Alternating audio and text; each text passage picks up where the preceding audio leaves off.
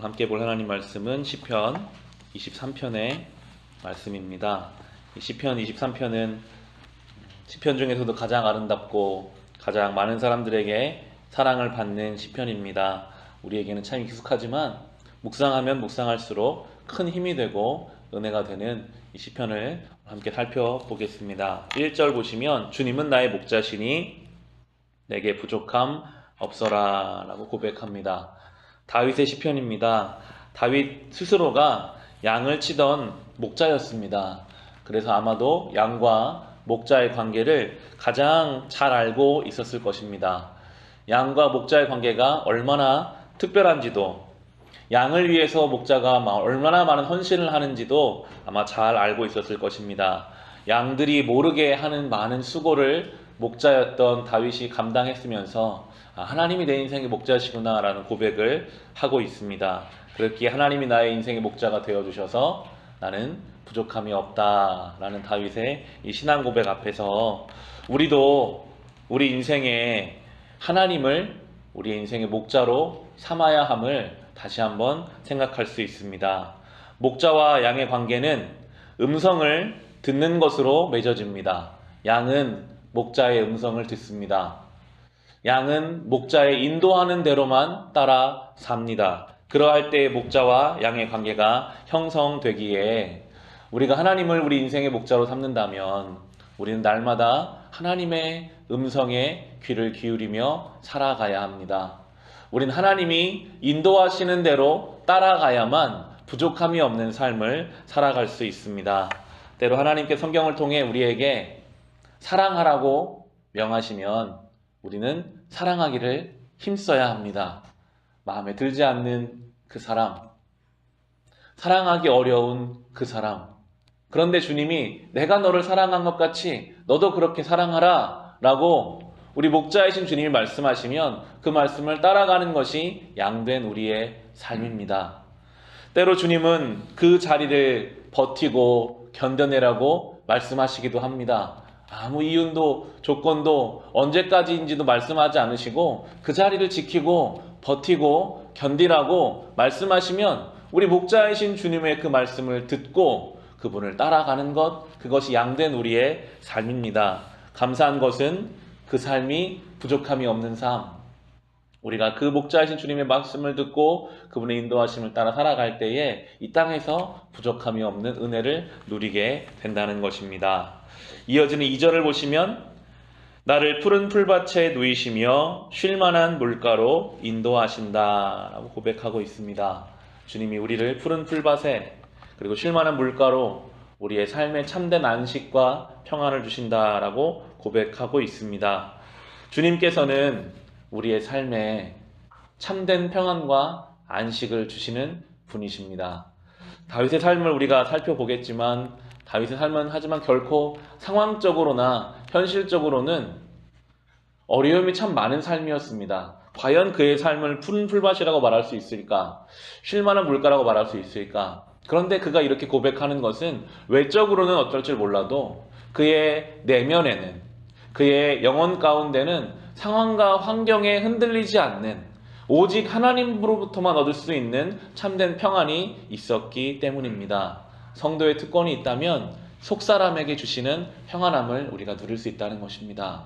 상황과 환경이 어떻게 할 수 없는 우리 안에 오직 예수 그리스도의 십자가와 하나님께로부터 얻을 수 있는 이 쉴만한 물가, 푸른 초장을 우리에게 허락하시는 이 하나님의 은혜가 오늘도 우리에게 있기를 간절히 소망합니다.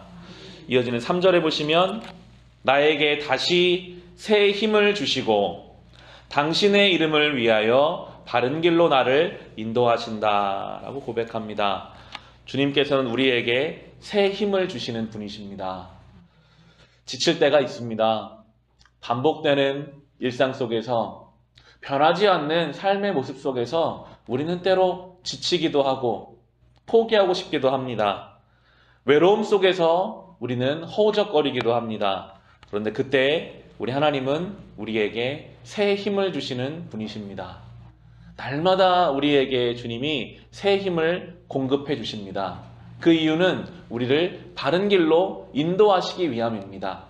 우리가 우리의 힘으로 바른 길을 가기는, 의의 길을 가기는 어렵지만 주님이 날마다 우리에게 새 힘을 공급해 주셔서 그 힘을 가지고 우리는 우리의 삶을 의의 길로 따라갈 수 있는, 주님 말씀하신 길로 따라갈 수 있는 힘을 공급받는 것입니다. 성도가 그런 존재입니다. 주님께로부터 힘을 받고요, 우리의 삶에서 의의 길로 하나님의 영광을 위해 의의 길을 의연하게 걸어가는 것, 그것이 바로 성도의 삶입니다. 이어지는 4절입니다. 내가 비록 죽음의 그늘 골짜기로 다닐지라도 주님께서 나와 함께 계시고 주님의 막대기와 지팡이로 나를 보살펴 주시니 내게는 두려움이 없습니다. 라고 고백합니다.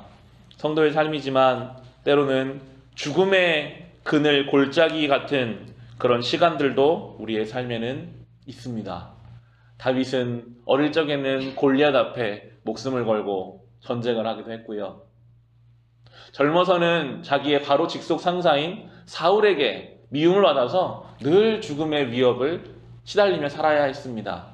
그의 장년과 말년에는 자녀들 간의 문제가 생겨서 압살롬이라는 아들에게 쫓겨나기도 했습니다. 그의 삶은 정말 그늘 골짜기, 죽음의 그늘 골짜기 같은 곳이었으나 다윗은 고백합니다. 그곳에도 나의 주님이 나와 함께 하셨다. 그 죽음과 같은 그 눈물의 시간 가운데 내가 혼자 있지 않고 주님이 그곳을 버텨낼 수 있도록 나와 함께 해주셔서 나는 두려움이 없다라는 다윗의 고백 앞에서 이것이 우리의 고백되기를 소망하게 됩니다. 어떠한 상황과 환경 속에서도 그곳을 지나갈 수 있도록 주님이 나를 지키시고 계시고 그 눈물의 자리 가운데도 주님이 내 옆에 함께 계심을 정말 우리가 믿는다면 우리는 어떠한 상황과 환경에도 두려워하지 않고 그 상황을 이겨낼 수 있을 것입니다. 마지막으로 6절입니다. 진실로 주님의 선하심과 인자하심이 내가 사는 날 동안 나를 따르리니 나는 주님의 집으로 돌아가 영원히 그곳에서 살겠습니다. 고백하고 있습니다. 주님의 선하심과 인자하심이 우리의 삶에 늘 함께 하십니다. 그렇지 않았다면요, 우리의 죄와 우리의 믿음 없음과 우리 연약함 때문에 우리는 벌써 주님 심판대 앞에 섰을 것입니다. 근데 주님이 우리를 향해 인자하세요. 주님이 우리를 향해 선하세요. 그랬기 때문에 우리를 용서하시고요, 우리를 포기하지 않으시고요, 우리를 붙잡고 끌고서라도 주님의 길로 인도하십니다. 그리고 더욱 감사한 것은 이 땅의 삶이 끝이 아니라 우리는 예비된 주님의 집으로 돌아가 영원히 산다라는 것입니다. 설령 이 땅에서 억울함이 풀리지 않는다 할지라도, 이 땅에서 여전히 주님 앞에 응답되지 않은 기도가 있다 할지라도 우리가 영원한 주님의 집에 들어가 그곳에서 모든 것을 다 응답받고 모든 것을 다 보상받는 것을 우리가 믿고 주님의 집을 사모하며 그렇게 이 땅을 살아갈 수 있습니다.